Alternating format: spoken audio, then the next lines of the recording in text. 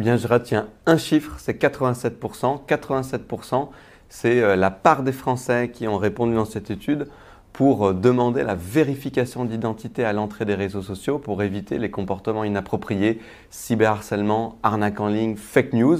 On en a à tous les étages.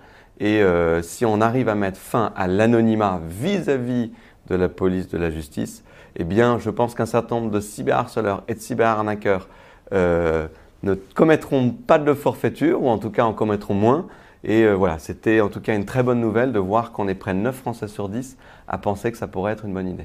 Alors moi, je suis rapporteur général de la loi numérique que nous portons avec la majorité présidentielle et on se focalise sur 3 éléments en particulier. La lutte contre le cyberharcèlement, parce que 50% de nos jeunes déclarent déjà s'être fait cyberharceler sur Internet, en particulier sur les réseaux sociaux. 2, la lutte contre les arnaques en ligne. C'est maintenant 50% des arnaques qui sont en ligne. C'est 9 millions de Français qui perdent de l'argent chaque année dans des arnaques en ligne. Et 3, c'est la lutte contre l'exposition des mineurs à la pornographie, parce que maintenant nos enfants, parfois très jeunes, à 80% ont été exposés à la pornographie à cause d'Internet. Et donc on lutte sur ces 3 sujets. Un, sur le cyberharcèlement avec plus de responsabilité sur la modération des contenus pour les plateformes de réseaux sociaux, mais aussi en s'attaquant aux cyberharceleurs, peine de bannissement des réseaux sociaux, peine d'amende. On lutte contre les arnaques avec la mise en place d'un filtre anti-arnaque par le gouvernement et les administrations.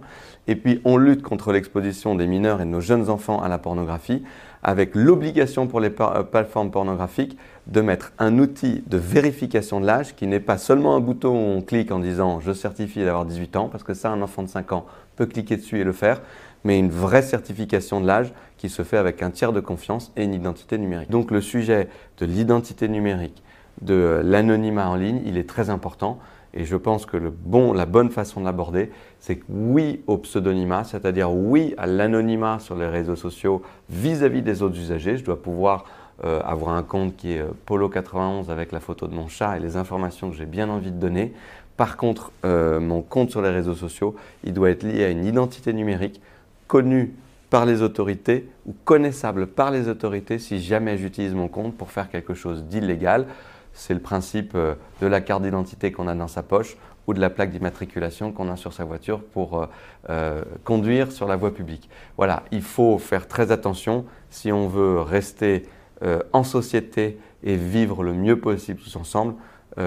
Gardons nos règles qui font que depuis pas mal de millénaires, on s'est développé et je crois qu'on est content de l'avoir fait.